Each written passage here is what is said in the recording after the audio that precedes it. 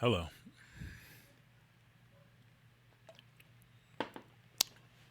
Are we live? Am I present? I am.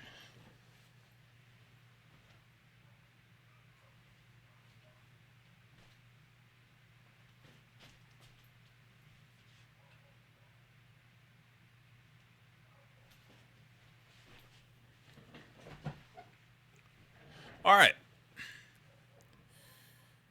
Okay. All right. A little rusty. So, welcome back to the channel. Hope you guys had a great Thanksgiving. I hope you had some good conversations. I hope you guys had a good, what was it? Humanity Day? What are we calling it? I don't even remember. I'm sorry. A day for humanity. So here in OKC, we were fortunate enough to go and head out to the city mission. We got to feed the homeless. It's pretty cool. Good experience. You know what I mean? Always good. I was happy that I got to take my kid out there so he can see these things. You know what I mean? I think that's just obviously super important. Just watched Andrew Yang's interview on CNN. He talked about a day for humanity. I might be butchering the name, but he talked about it. He was actually out at I think he was in New Hampshire at an animal shelter, doing whatever over there. So just good that he has rallied the troops around positivity and actually making a difference. And the funny thing about this. So what up, everybody? The reason why I predicted Bernie Sanders would lose the last election. Okay, and I'll tell you, this is the reason. I said Bernie Sanders can't win the election because he's rallying people around a political revolution and he's not having people do anything. And people doing things is like the biggest component here. If people don't do anything, even when you look at Andrew Yang's policies, if he makes it so we have, he's giving you $1,000 a month and he's making it so you have, 100 democracy dollars to put towards candidates, and you have this well-funded press, and people are able to actually, cover local issues. Like, if you don't do anything about it, nothing's going to happen. All we're going to have is the same system, but now you'll have an extra $1,000 in your pocket. So, I love seeing that Andrew Yang is rallying people around action early, because if you have people coming into this whole process with the mindset of it requires action, we're going to get a lot better results. So, Bernie Sanders. So yes, today's video is called. I'm laughing at your comment, Vince. Today's video is called "Is Andrew Yang Too Far Ahead of His Time?" And this video was prompted by a comment I got on Facebook. I announced to people that I'll be participating in the panel interview with Andrew Yang. First of all, shout out to the guy who accused me of campaign fraud. So I feel like I'm kind of popping a little bit. I can get accused of campaign fraud. It's kind of a big deal. Look, Mom, I made it. But there's that. But I posted I'm going to be, part of the interview. So I was just opening up to anybody, just my regular Facebook friends. Hey, if you have any questions for him, let me know. I want to ask you guys his questions, but also let me try to help people who don't know or who are afraid to ask questions. I got to plug with the guy. So I'll answer as many of those questions as I can, but then there's going to be questions that I haven't come up with. My list of questions is due tomorrow. So if you guys have any questions for me, feel free to please put them in the comment section of this video, or email me or DM me on what do you call that thing? Is it DM on Twitter? I don't know. Whatever. 529-4freedom is my what the heck is my Twitter account. So send me a message on Twitter, and yeah, I'm putting my list together. I'm going to try to tidy it up. Obviously, I'm going to try to ask questions that there are no clear answers to. And that's kind of been my whole thing the whole time. There's definitely some gray area where I want him to answer those questions. So I'm not going to ask redundant questions. But is Andrew Yang ahead of his time? So I posed the question to you guys who are following me here on YouTube. Because I was just blown away about how do you even respond to this? Because I started writing a response to this guy 50 times. But then I realized there's nothing I'm going to say to him that's going to change his mind. Because if you're willing to say that you think Andrew Yang is the president for the future, not for now, there's nothing to talk about. You are clearly just the type of person who's I'll save for retirement right before retirement. Great strategy. So here was his comment. His comment was, I'm a pretty diehard Bernie guy, red flag. I think he addresses our biggest issues of today in what I think are some of the best available ways. I think Yang addresses our biggest issues that we'll see 15, 20 years out. Automation will fundamentally remake our economy and workforce, but we face immediate existential threats from income inequality, climate change, our broken healthcare system, our racist criminal justice system. Why does Yang think he's the right guy for now and not the right guy for 2032 or 2040? Honestly, this question is absolutely ridiculous. Like, you're acknowledging that these are real problems, but you would rather wait until it's too late. Like, there's this exponential growth part of the equation where if you don't address these things as soon as possible, it's likely going to be too late. But then there's also the very logical thing that Yang is addressing all of these concerns, and Yang is going further than any candidate on almost every single issue. Like, literally, if you're trying to complain about Yang not doing something over Bernie Sanders, you're talking about this one little part of the Medicare For All conversation, which we're not even going to revisit, which we're talking about the same thing, but whatever. You just want to vote for Bernie. I'm not going to waste Andrew Yang's time asking him a question that he has laid out on his website in more words than Bernie Sanders, because he's clearly done more research than Bernie Sanders. But that got me thinking about the future. That got me thinking about the future. I didn't want to respond. Exactly. I didn't want to respond. Listen, my fingers were going. Like, literally, if you look at my Facebook, you'll see it says typing like 50 times. Because I started answering, and I was just like, I'm not going to answer this. There's nothing for me to say to this guy where he's going to be like, oh, I never thought of it that way. No, you just want to vote for Bernie. So go ahead, vote for Bernie. So let's talk about this this AI arms race. I know this isn't probably the most exciting topic that we can talk about, but really it's the things that we're not talking about most frequently. I was actually listening to that CNN piece, and he was asked these same two questions that I've heard him ask more than any. I've heard him ask these questions just an ungodly amount of times.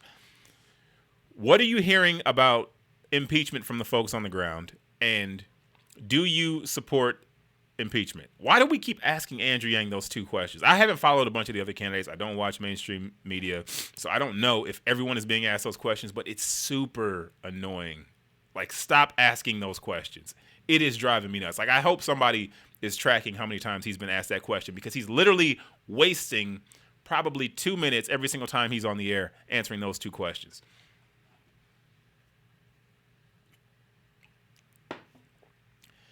So this article is a contributor piece from Steve Andriole.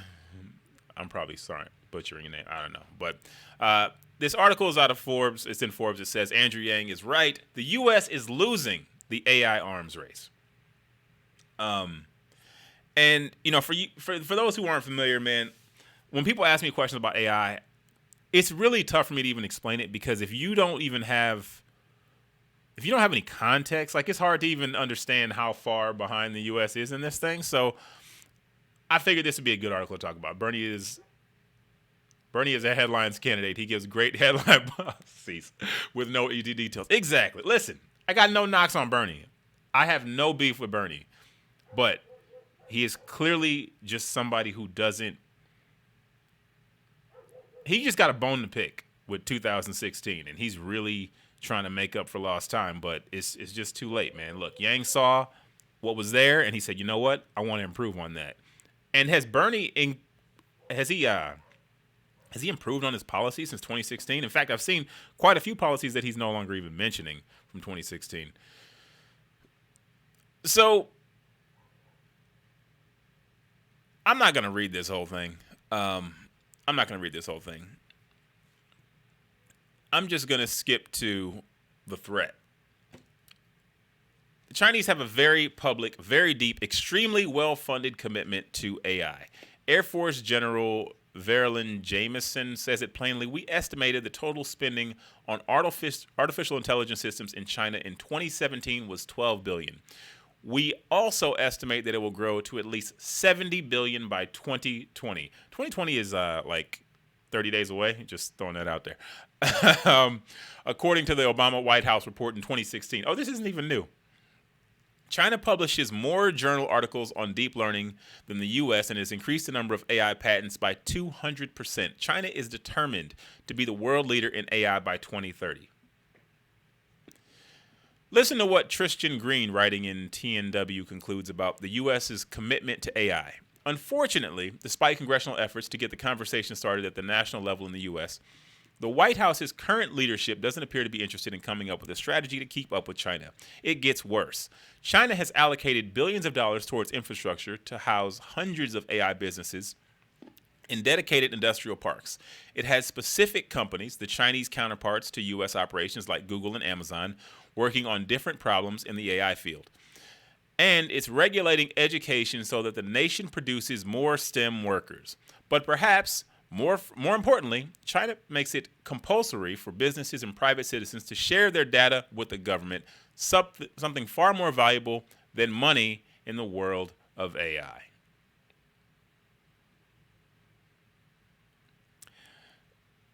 Somebody asked me a question. It was a very intelligent question, actually, when I put that call out. They asked me about, and I missed this in the Atlanta debate. Yang was asked about, should I pull it up?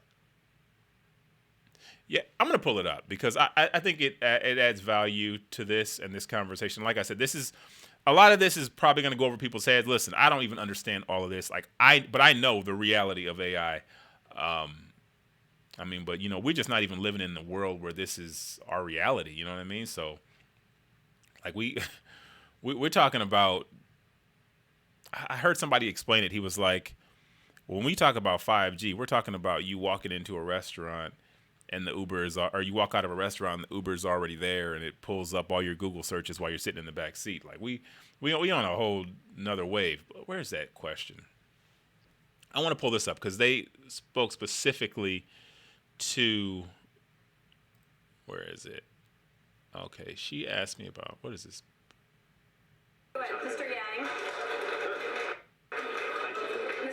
Mr. Yang, you've made a virtue of your outsider. Hold on, she gave me a point. I think she said 334. 355. All right, I'm going to pull this up. So she asked me about this particular section. And this is why, again, I was mentioning about how I think that it's going to be hard for Yang to communicate these things to people who don't understand. He's really got to come up with a good narrative story to get people to really grasp the concept of what he's talking about.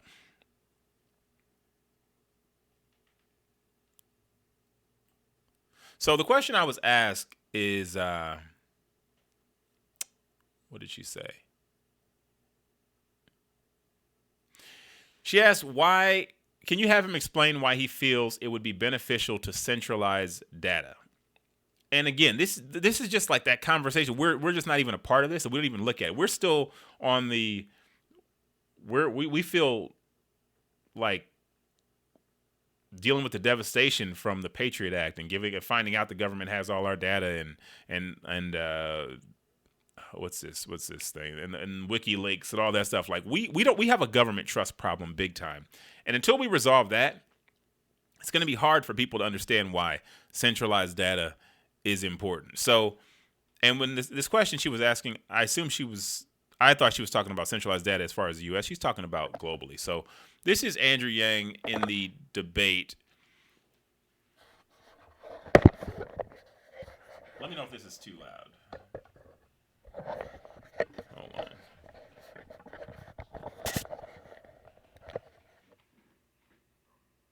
A new world data organization, like a WTO for data, because right now, unfortunately, we're living in a world where data is the new oil and we don't have our arms around it. These are the ways that we'll actually get Russia to the table and make it so they have to join the international community and stop resisting appeals to the world order. Thank you, Mr. Yang. Rachel? Mr. Yang.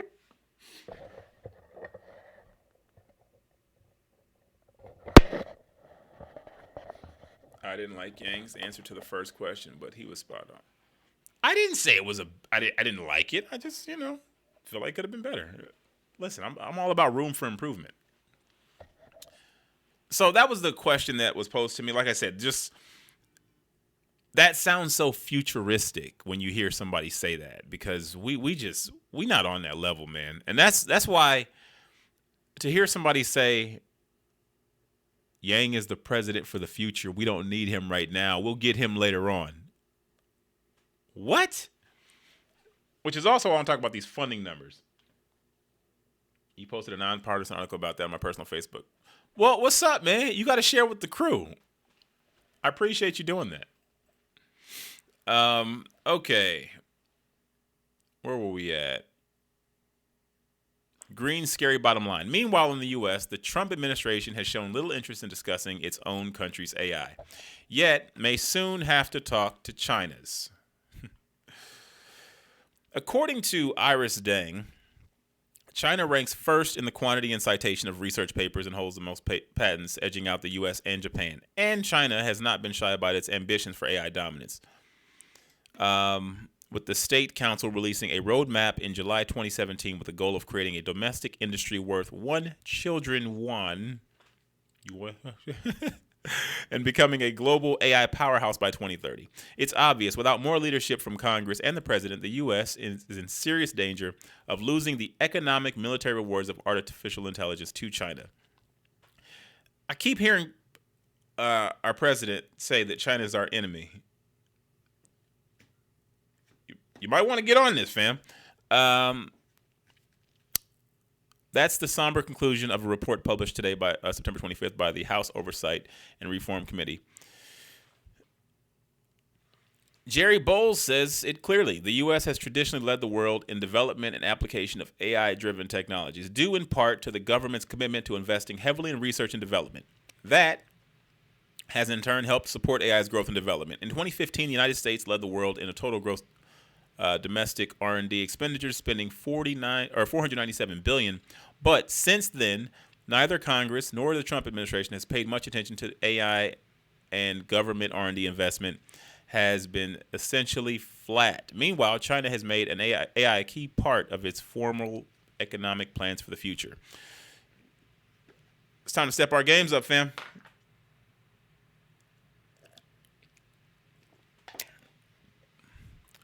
The response. I like how he lays this out. Invest. The initiative focuses on maintaining our nation's strong long-term emphasis on high-reward fundamental R&D and AI by redirecting federal agencies to prioritize AI investments in their R&D missions. Unleash AI resources. The initiative directs agencies to make federal data models and computing resources more available to America's AI, R&D experts, researchers, and industries to foster public trust and increase the value of these new resources. Set AI governance standards as part of the American AI Initiative. Federal agencies will foster public trust in AI systems by establishing public trust use across different types of technology and industrial sectors. Build the AI workforce to prepare for our workforce with the skills needed to adapt and thrive in this new age of AI. The American AI Initiative calls for agencies to prioritize fellowship and training programs in computer science and other growing science, technology, engineering, STEM.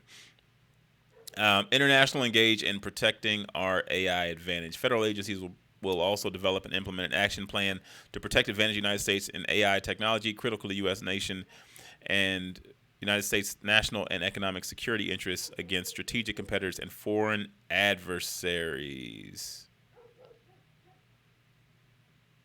So this is actually all reference to an executive order on maintaining American leadership in artificial intelligence issued February 11th, 2019. It's just the opening shot in the AI war. So this is Trump's response.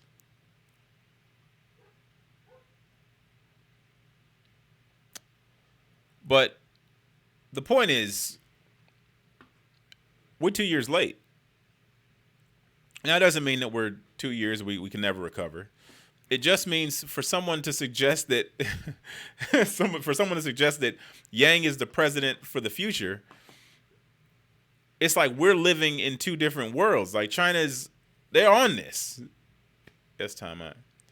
They're already on this. So it might seem like the future to us, but for them, it's the past. So they're already rolling. They're already thinking about this. We're behind.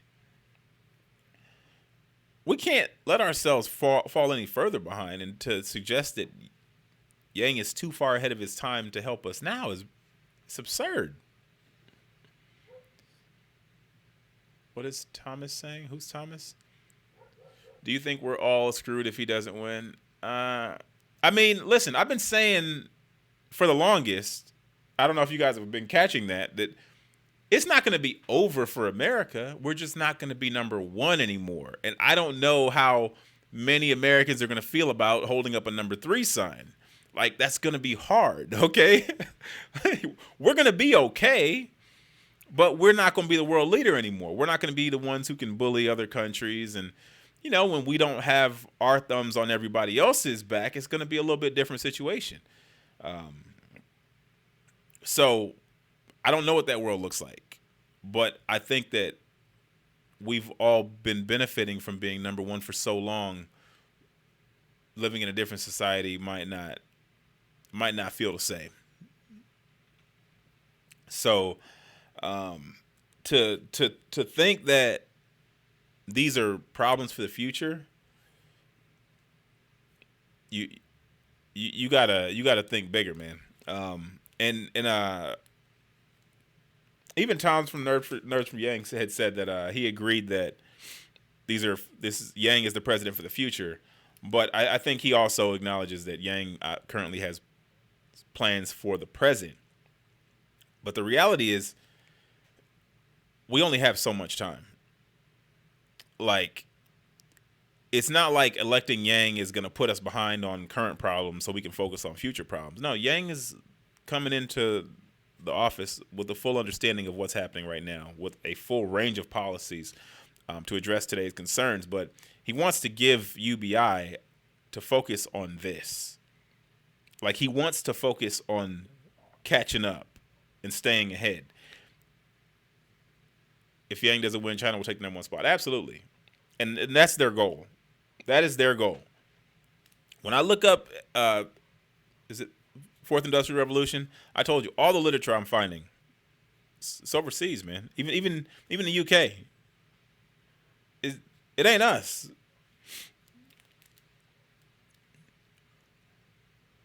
There'll be a mass backlash to Asians and Chinese in particular.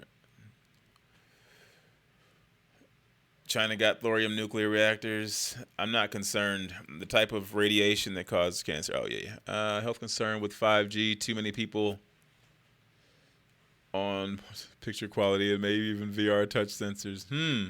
That's an interesting take. Just shared in the public fan base and African Americans for Andrew Yang group. The closed base camp group never shared my post, so I don't bother. That's interesting. Still not sure how 5G will transform society, but if 5G was out today, more people will be able to relate to what Andrew Yang is saying. Like, I really feel like he needs to do like a live stream from Korea to show some of this 5G technology. I just don't think people understand. Like, they can't possibly understand, you know what I mean? Like,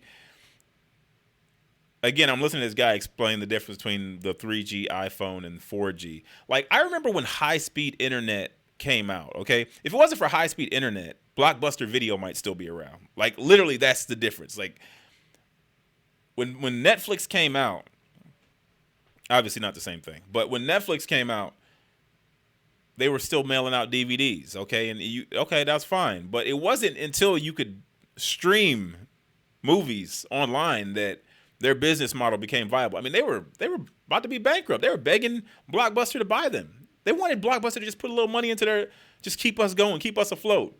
Okay. The internet got faster. Blockbuster out of business. Netflix, one of the most valuable companies in the world. Times change. So if you don't, I can't find, there was a graph. It showed the most valuable companies in the world since the inception of, since internet speeds have changed. Let me see something if I can find that. Where was that? 3G top companies versus 4G.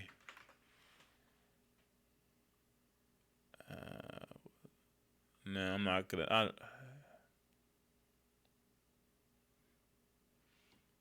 I don't know if I'll be able to find what it was.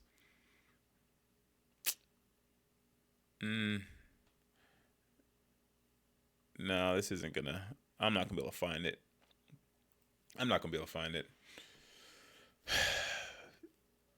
We can help people understand. Yeah, we got to, man. I just need to find a way to really illustrate it. I'm gonna have to take a trip. I need to go to Korea. I mean, who's in Korea? Somebody here got 5G. Can you ask him if he could have a TED Talk like presentation where he releases his Medicare for All plan to fully explain it? Yeah, that's definitely probably going to be a question someone's going to ask. When is the Medicare for All plan going to be laid out? And I kind of want to know what prompted him to release the tech policy. I mean, I didn't really see that coming. There was no like lead up or anything. That just dropped. I was like, okay. Robert with the super chat. Appreciate you, fam. Just go to Vegas and show all the self-check and kiosks for the front desk and robot bartenders. Oh, that's true. That's true. Yeah, I think I did see that Las Vegas is going to be like or I think Yang presented that to me that Vegas is going to be the home for where a lot of this new technology hits first. He's not ahead of his time. Yeah, exactly. Our government closed the Office of Technology in '95. America can't afford not to put Yang in office. I mean, Bernie right now has the advantage of having been consistent. And you know what? That's cool. But I recently came across this quote, which is kind of what I'm trying to live by now, which is growth over consistency. Like, I used to be all about consistency. Consistency is great. It lets people know where you stand. It lets people know that you're truly passionate about what you're talking about. But the reality is we need to evolve. We can't just be like, all right, I've been doing it forever, so I just know.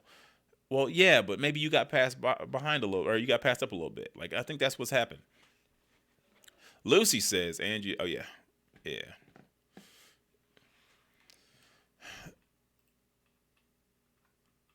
Let's see. Does he have anything else in here? And this guy even talks about how immigration policy regarding visas for technology professionals should be widened and eased. And this again, Yang is talking about this. Yang, he had that. I think it was during the second debate. He had that moment where he was asked about how immigration has helped us become the nation that we are today, and how we shouldn't be, shutting our doors. We should be opening them up. I mean, obviously not to everybody, but if the best and the brightest are elsewhere, then maybe we should go pick them up. You know what I mean? So we have a combined market value of 38.2. A national AI czar should be appointed with broad funding and programmatic authority. The czar should be a cabinet level official similar to Director of National Intelligence. Is this from Yang? A coordinated, heavily funded U.S. response is way overdue. The individual American states, all 50, need their own AI investment strategies. They should appoint commissions and ideally chief AI technology officers. States should fund AI research and development and partner with federal government where AI intersects with problems all the states face, like infrastructure, healthcare, education, among others. This is what happens when the government has let us down for so long.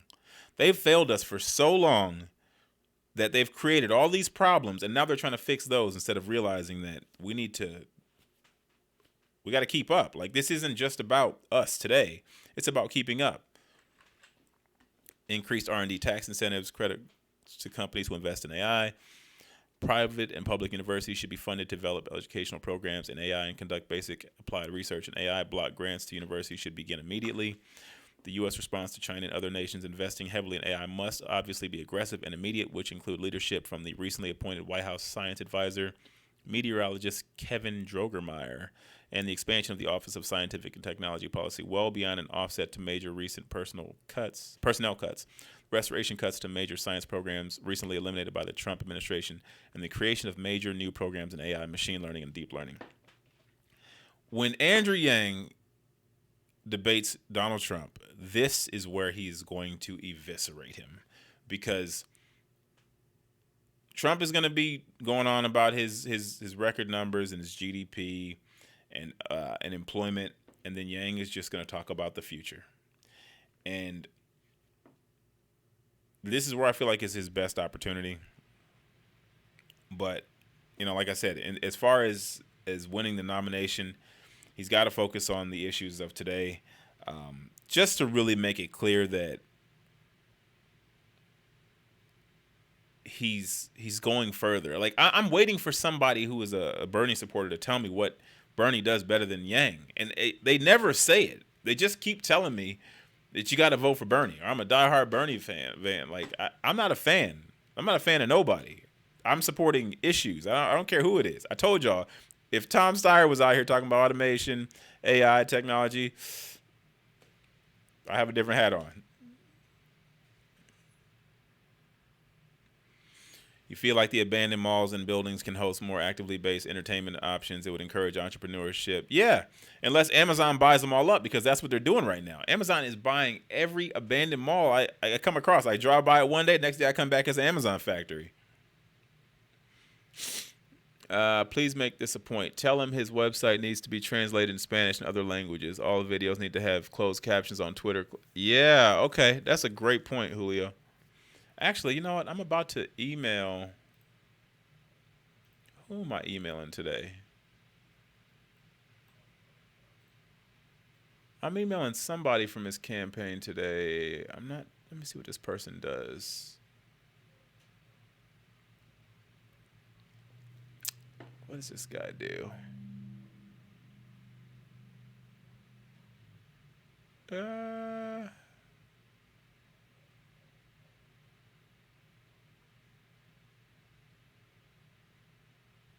can't think of the guys. Where's his email? I think it's Grant something. I don't know. There's somebody that emailed from the campaign. I'll throw it on there. I'll ask him if he can pass it over. He's something to do with communications. But I mean, obviously there's different levels to this. Oh, is it Don? Yeah, Don is API outreach and fund development. So probably not that guy. Probably not that guy, but I'll throw it out.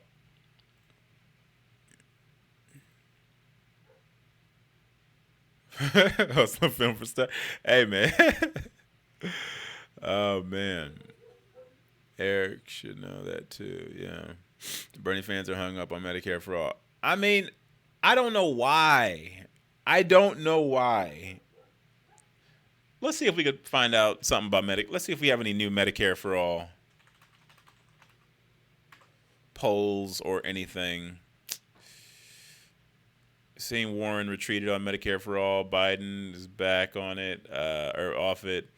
Buttigieg is now just outright saying it's not the best thing. Op-eds attacking. Warren has remedy for healthcare costs.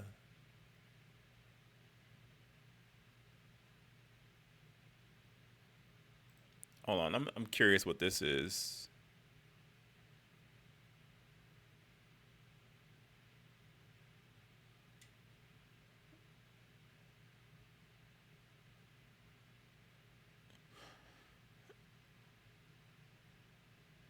Okay, so since we're talking about Medicare for All, and I did a video about Medicare for All, kind of talking about what Biden talked about, which was how many Americans oppose the idea of Medicare for All if it's going to eliminate their current insurance, as what Bernie proposes would actually do. This article is actually kind of refuting that, so I'm just gonna kind of see what it says. That poll, now nearly a year old, found that when simply asked, 56% said they did favor having a national health plan, sometimes called Medicare for All, where Americans would get their insurance from a single government plan. The majority of Democrats do support Medicare for All, but Medicare for All is not as popular as public opinion or a Medicare buy-in, said Ashley Kerzinger, who is the Associate Director for Public Opinion and Survey Research at KFF. September, NBC Wall Street poll found 67% of Democrats said they supported adopting Medicare for all. The public option fared better with 75%. Public option polls better, which I'm just curious to see if this article is going to say something different by the end of it. And one more from the Biden campaign, a CNN article citing in July, found that almost half of all respondents who lean Democratic said the national program should not replace private insurance. 38% said it should, 31% said it should. So 85% of respondents who were Democrats or Democratic leaning responding yes when asked if the government should provide a national. So yeah, people all agree that they want access, but we're not trying to get rid of private. They want it to be buy-in. This is their ruling during the presidential campaign debates. The fact is, right now, the vast majority of Democrats do not support Medicare for all. Based on a cursory review of polls, this statement appears off base. After all, most polls find that when Democrats are simply asked if they support Medicare for all, the answer is yes. However, when those same polls dig deeper into support by asking about the favorability of other Democratic favorite health pieces, Medicare for all, the public option or expansion of the Affordable Care Act, or if such a Medicare for all program should replace private insurance, this support becomes weaker.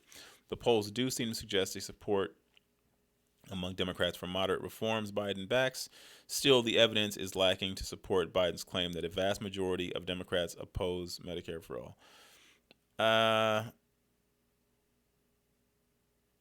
Okay, maybe overstated, whatever. They're saying the same thing I'm saying. We got a language problem here. And this is the same thing that Bernie supporters are going to have to deal with ultimately, because he's leaning into it. And while that's honorable, if he has a chance, it's going to hurt him. That is needed. Let's see. Oh, yeah, I almost posted the video of Bernie Sanders endorsing Hillary Clinton. I thought it would have been in bad taste, but I literally had that video rendered out and I was about to post it, but I was like, am I going to be attacked for this? Because I feel like I didn't really do anything. I'm just posting what is true. But yeah, I can't get that out of my head, because someone asked me the other day when I mentioned, I don't think that, I find it hard to believe that Bernie is going to, he's going to fight for anything when he fell so gracefully when given the opportunity, when he faced Senator Hillary Clinton. And yes, he did say he will do whatever it takes to help her become president after knowing that she and the leaders at the DNC colluded to make sure she won the primary. You going to support that guy? Come on, man.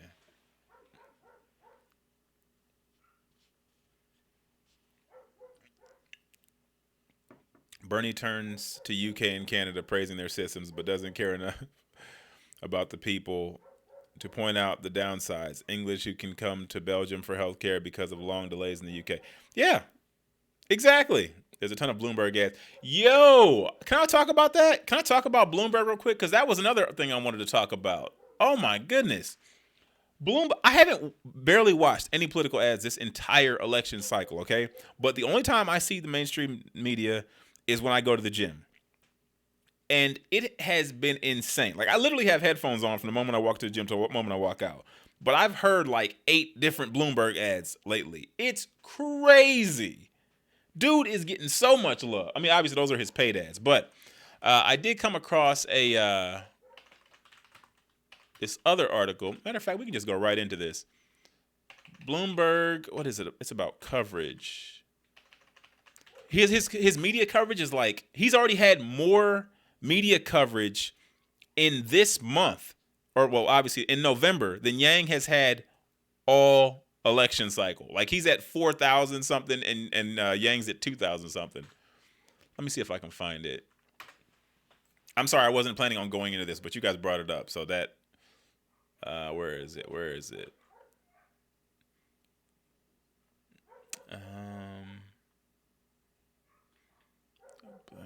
I gotta find that.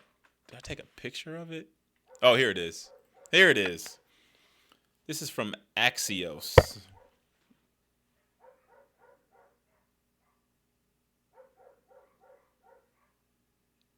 Oh, my bad. Okay, here it is. Here it is. Did I lose you guys? Are you still there? Okay. Bloomberg is off to an attention-grabbing start. Wow.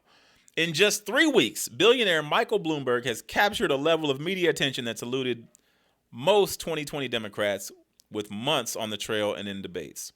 The big picture, recent stories about Bloomberg generated more social media interactions than Amy Klobuchar, Andrew Yang, Julian Castro, Tom Steyer have ever gotten, according to data from NewsWhip provided exclusively to Axios.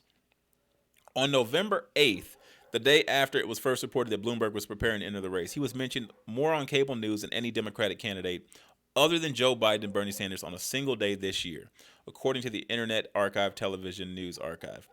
In November, Bloomberg has been mentioned more on cable news than every candidate except Biden and Elizabeth Warren. Bloomberg's mentions this month on cable news, 4,486, have more than doubled Yang's through his entire campaign, 2167. Yet Yang is polling ahead of Bloomberg. For each of the last 3 weeks, stories about Bloomberg have generated more interactions, comments, likes, and shares on social media than another billionaire candidate, Tom Steyer, has ever gotten in the race. So, first, that is very interesting. Well, it was going to be interesting if they had said any other candidate. YouTube is not receiving enough data. Let me know if I start breaking up. At first, I was like blown away by that, but then I was like, oh, well, any other billionaire, okay. Well, it's Tom Steyer. No one cares about him like that. So that doesn't really surprise me. I mean, Bloomberg, he's got a track record. He's known, and I think he's got a nice little arm of the media that he has a good chance, a good ability to make sure he's getting printed in. So that kind of is going to affect that. But the fact that he has more than doubled Yang's mentions throughout the entire campaign, and then it says that he's polling ahead of Yang, but I think he's barely, or I think it says Yang's polling ahead of him. I mean, he's got essentially all the money in the world, so I expect him to be able to make a big push. But I mean, look, he's got a nice looking resume. I mean, it sounds good. Like, I was mayor of New York. Like, yo, that's kind of dope. You know what I mean? So, not that mayor of New York ever really does well, but yeah, he's super well known. He's got a resume. Like, he's not somebody who just came out of nowhere. He is a former public official, so it's to be expected that he's going to get mentions, and he's going to poll just off of name recognition. So a lot of people were like, "Oh, it'll be good to have him into the. It'll be good to have him toss him into the fray, and it's going to make it so he's pulling votes away from Biden or whatever." I was like, no. We don't need another person with a name coming in and taking away recognition from somebody with no name. And this is exactly what I was talking about. I don't like this. I'm going to give him a little bit of leeway. I'll forgive the fact that obviously when he was first announced that he got a little bit of coverage, because I mean that he's new, he's news, right? That's why Yang has to stay on being relevant. He's got to keep being newsworthy. He's got to still be. He's got to give people a reason to talk about him. The same thing we saw when, when Beto dropped out. He had a rise in mentions, but he was dropping out. It's not like they're talking about him. I'm breaking up. Of course. It's not like they're saying a whole bunch of popular things about him. So there's going to be a rise in mentioning his name, but just let's pull it back. We don't need somebody muddy in the waters. But, yo, he's in, so there's nothing we can do about it at this point. But, yeah. I'm just throwing this out, man, because he's definitely having an impact on the race. And, of course, as Yang mentioned, he's going to cause ad buy rates to go up. So this is definitely not a great thing for Yang. It's okay over there. Good deal. It's definitely not a great thing for Yang, but we're just going to have to weather the storm. Yeah, like I said, traditionally, mayor of New York doesn't really do well. I mean, they obviously have name recognition. They probably compete in New York, but that's it. I'm not concerned that he's gonna win. But I do kind of wonder what his real agenda is. Like, he obviously doesn't want to win. Is he trying to take votes away from Biden so that Buttigieg wins? Like, what is his goal? I don't know what his actual goal is, but it's clearly not to win. Like, he doesn't really want to win. Have I talked about the question? I have not talked about those questions, but if you have any questions that you want me to ask, throw them out there, let me know.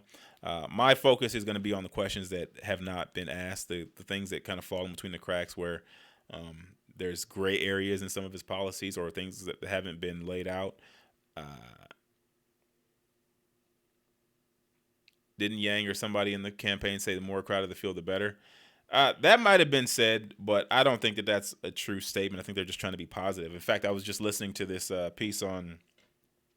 It's actually a good piece. Trevor Noah did a little, his little sketch where he took some people out to talk to black voters in Atlanta, and I mean, all of them were complaining about there's so many candidates, and I think there was 6 people up there. I think 4 of the 6 people said that they still felt like Trump was going to win. Obviously, this is not a real poll or anything, but we don't need that. I get it where people would say, oh, yeah, it's good to have a bunch of candidates out, but that doesn't make any sense to me. Like, if I had a bunch of name recognition and I thought I could squeak out a victory at like 12%, then yeah, sure. But we still trying to establish like familiarity with my campaign and my name. If you don't read the paper, you're uninformed. If you do read the paper, you're misinformed. Denzel Washington. Yo, that's a dope quote. Where's that from? Where did he? Is that from a movie or is that just something he put out? What would I think if Bloomberg makes the December debate? I imagine that he will make the debate. I mean, well, I don't know if he'll have the individual donor goal, but I mean, if they made it so he did, that wouldn't blow me away. I think he can do well. I mean, like I said, he's a seasoned politician. He knows people. He's got a name. He's got a face. He's got some skeletons in his closet for sure. The stop and frisk is not going to go over well with black voters. But like I said, I don't think he's trying to win. He's not trying to win. He's doing something. He's trying to muddy the water. So we'll see. You think the media and DNC are? Yeah, they did. When is his universal health care plan come out? Yeah, that's definitely a question. He said it on the red carpet, I think.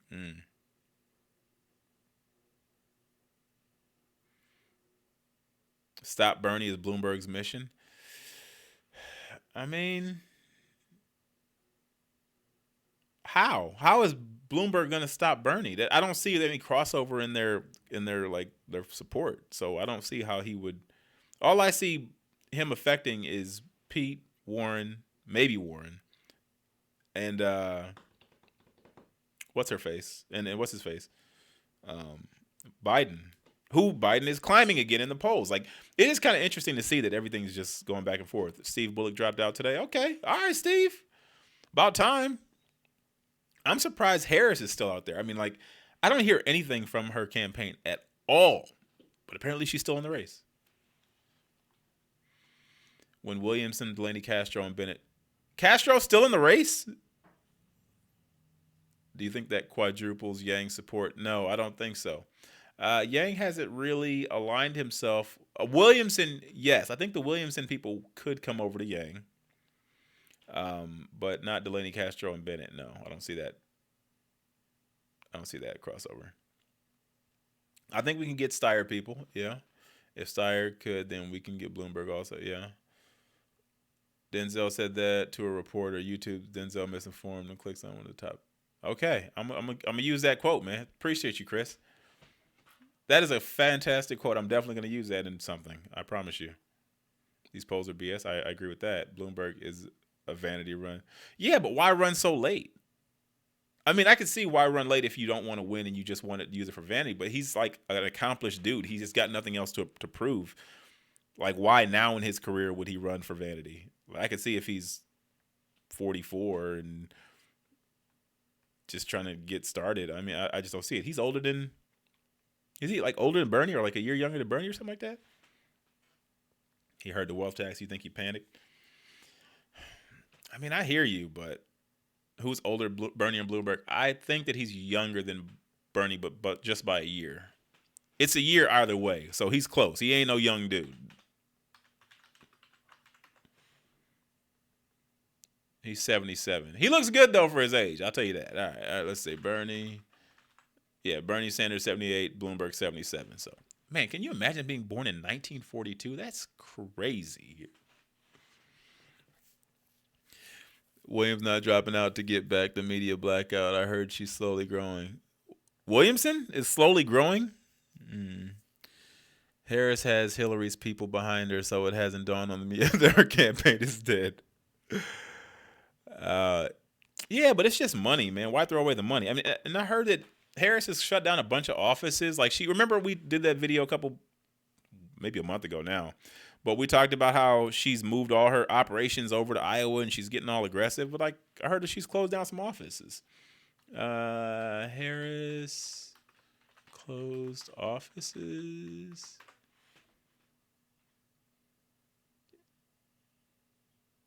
That was in November. She closed 3 of her presidential offices in New Hampshire, fired all her organizers in the state, and she hopes her struggling campaign in Iowa. Okay.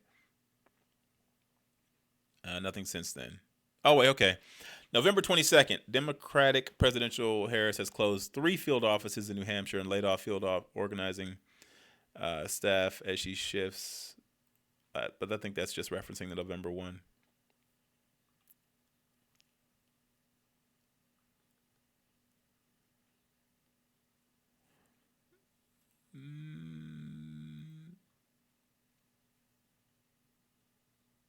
Yeah. So I guess she hasn't cut staff again, but Bloomberg versus Trump, the book. I mean, I guess. I just don't. I mean, I don't think. What does he need to be famous for? Like, he's already, like I said, he's an accomplished dude. If he is somebody who had never held office, sure, but he's done it. He's done it, and he's got all the money in the world. Like, what's the point? Why now? And maybe the wealth tax frightened him, but now that we see that Warren is receding, Warren dropped 14 points. Did you see that? She's down 14 points.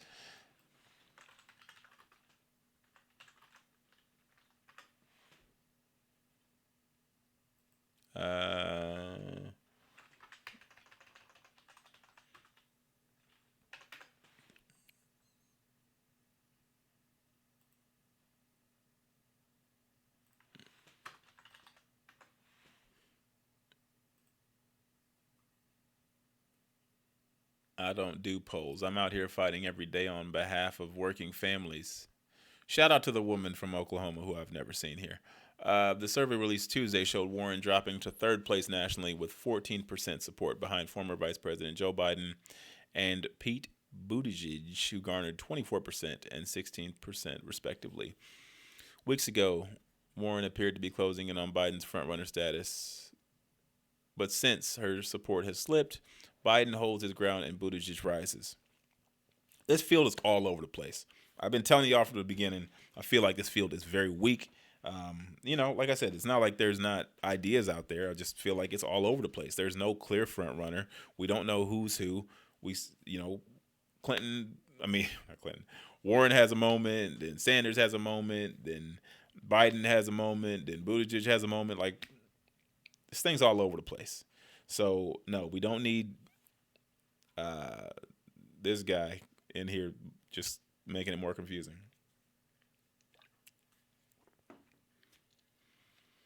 Warren is a joke. Just let her stand in daylight. People will see for themselves. Bloomberg's dropping advertisements in Puerto Rico already. Man, Bloomberg is a monster, man. Like, he is not playing. This dude's really trying to make some noise. I give him that. How's Andrew Yang doing in our latest poll? Still at 3%, I'm pretty sure. Oh, let me see if I can pull him up in that poll.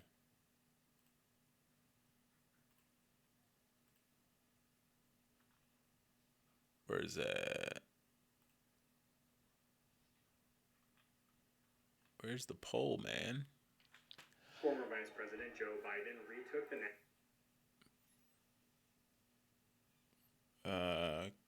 Quinnipiac.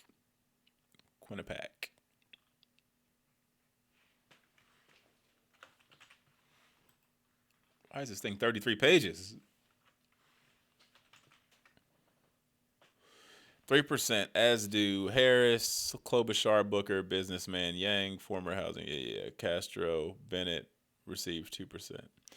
When did he be rallying with Michael Bennett? Maybe what's Bennett talking about? 11% undecided. Warren receives 28%. Biden 21. Sanders at 15. Buttigieg got 10. So yeah, I mean we'll see. We got a debate coming up December 19th. Let's just hope that Yang has another strong performance.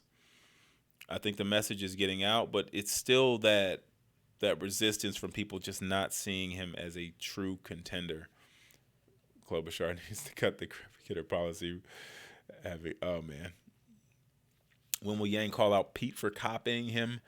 I mean, he's not gonna do it the way that he could. I mean, he has kind of, but he hasn't really said that guy. But you see the difference. You see the difference between when you call out CNBC and when you just tiptoe around it. Like, people want to see that you're that guy. Like, you're not going to take that crap. So if he's willing to go that far, I think it would be in his best interest, especially, like I said, now that we got this other guy in here taking up more news, more news articles, more headlines. Like, we got to do what we got to do to stand out. If the media covers this election truthfully and straightforward, there would only be 2 or 3 candidates. I agree. If Warren releases any more details of her policies, she will be polling at 0%. Comment of the day right there. That's absolutely true. Yeah, her explanations are not good. But listen, let's make Bernie explain himself too, okay? He's clearly not capable of actually elaborating on his ideas. That's why his ideas are listed in like 300 words on his website, and Yang's are like 1,200.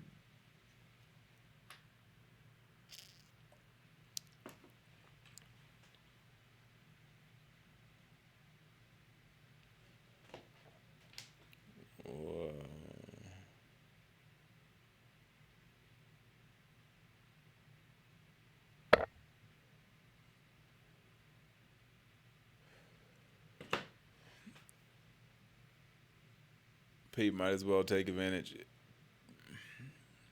Pete don't like Pete. Oh, man.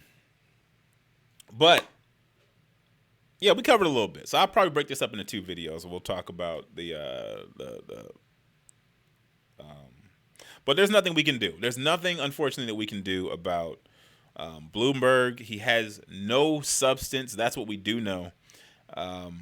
We just got to find some way to communicate that. You know what? Maybe I can knock another video out in this. Hold on, let me see something. Let's see what's his face's name? Bloomberg. Let's see what Bloomberg's website looks like. I'm sure it's up and already running. This guy in the khakis. In the khakis, my guy. Man, dude looks like a mob boss. Let's see. Get involved. He doesn't have any policies? Are you for real, bro? I like Mike.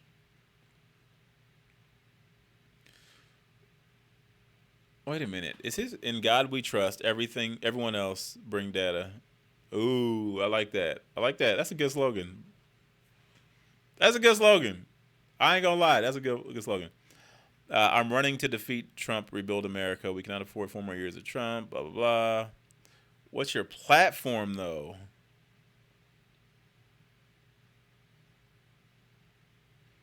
I have the skills to fix what's broken. We got schools that are preparing for children for success in a high-tech world, immigration system. I offer myself as a doer and a problem solver, not a talker, as someone who is ready to take on the tough fights and win. He got the politician, like, that whole thing is there. I took on Trump, the climate denier, and have led an effort that has closed more than half the nation's dirty coal plants. Sounds like a really good ad. I've spent my career bringing people together and tackling big problems and fixing them.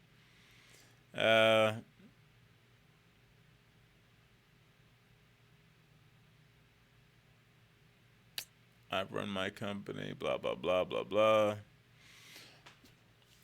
I'll outline plans for creating good-paying jobs, provide quality health care for every American, stop gun violence, fight climate change, fix our broken immigration system, raise taxes on wealthy individuals like me. Hey, shout out to this guy. What up, John? Protect women's and LGBTQ rights, support our veterans, reestablishing America's place in the world as a force for peace and stability.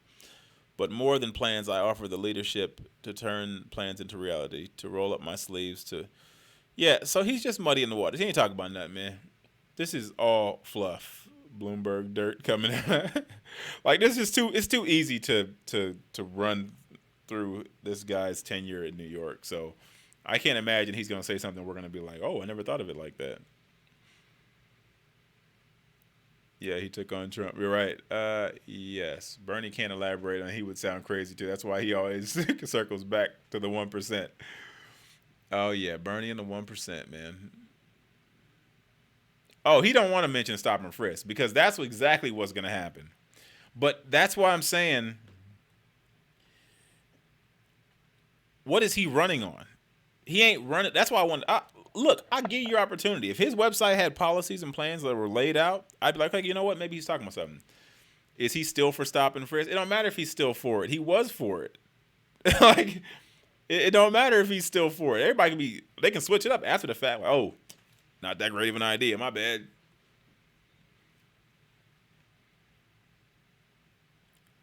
Like, I understand the sentiment behind stop and frisk, but considering we know how it's going to be like put into practice, then it's a ridiculous policy. MSM loves Bloomberg for running the money he's got. Yeah.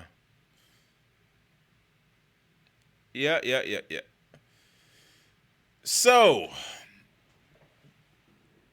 with that said, man, Bloomberg is running on absolutely nothing. Got nothing to offer. He's offering good outlines, and basically he's going to tell you, he's running on Trump's platform of, not the platform, but he's running on Trump's strategy of, I don't have any plans, but I can get the best people and I can execute. But unfortunately, I don't think people are going to smell what the dude's cooking, so it's not going to work out for him. But what is his plan? I don't know. We have to figure out what his plan is, because we need to stop that immediately. We need to get him out of the race as soon as possible, because as long as he is in here taking up votes, raising the price of media, and taking up the airwaves, it's going to be very difficult for Yang to really get his message out, especially when he takes to the debate stage and is now another candidate to get more airtime than Andrew Yang. So with that said, I appreciate you guys for coming out. You guys have an excellent day. And if you have any questions for me, let me know. I cannot guarantee I'm going to ask your question, but I'm only going to have, I think, said 10 minutes. But my goal is to focus on the questions that have not been asked. And you guys are going to know more than, the average American, what Yang hasn't yet covered. We all know his stump speech. We all know what he usually says. But it's time to get an opportunity to ask him those things that he really hasn't had an opportunity to touch on yet. So, like I said, thank you guys for coming out. You guys have an excellent day. I will see you guys soon. Dallas, Friday. Peace.